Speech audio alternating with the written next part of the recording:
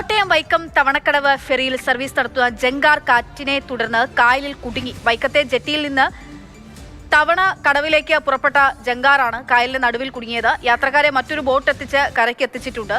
Shinoj S T വിവരങ്ങളുമായി ചേരുകയാണ്. ഷിനോജ്, എല്ലാവരെയും തിരിച്ചെത്തിച്ചിട്ടുണ്ടല്ലോ, എന്താണ് സംഭവിച്ചത്? അക്ഷയ, ഇന്ന് വൈകിട്ട് 3:30 കൂടിയാണ് ഈ സംഭവം നടക്കുന്നത്.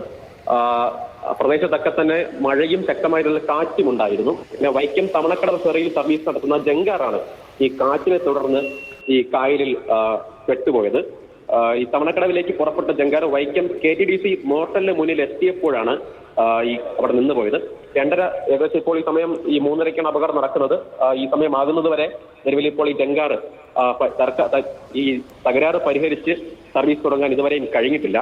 ഏതായാലും ഈ നിരവധി യാത്രക്കാർ ജങ്കാറിനകത്ത് ഉണ്ടായിരുന്നു. തുടർന്ന് മറ്റൊരു ബോട്ട് എത്തിച്ചാണ് ഈ യാത്രക്കാരെ ഉൾപ്പെടെ ഈ കരയ്ക്ക് ഇപ്പോൾ നിലവിൽ ഇപ്പോൾ എത്തിച്ചിരിക്കുന്നത്. എന്നാൽ ഈ ജങ്കാറിനുണ്ടായിരുന്ന നിരവധി വാഹനങ്ങൾ ഉൾപ്പെടെ ഇപ്പോഴും ഈ ജങ്കാറിൽ തന്നെയാണ് ഉള്ളത്.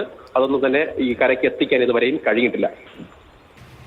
നമുക്ക് ദൃശ്യങ്ങളിൽ കാണാം ജങ്കാറിനകത്തുള്ള വാഹനങ്ങളും ഒക്കെ. അതുപോലെ തന്നെ അത് കായലിന് നടുക്കായിട്ടിരിക്കുകയാണ്. ആളുകളെയൊക്കെ സുരക്ഷിതമായി കരയിലേക്ക് എത്തിക്കാൻ സാധിച്ചിരിക്കുന്നുണ്ട്. കാറ്റിനെ തുടർന്നാണ് ഇങ്ങനൊരു സംഭവം ഉണ്ടായത്. കനത്ത കാറ്റായിരുന്നു എന്നുള്ളതാണ്. എന്തായാലും അതിനുള്ള ശ്രമം തുടരുകയാണ്. ഷിനോജ് എസ് ടി വിവരങ്ങൾ നൽകിയത്.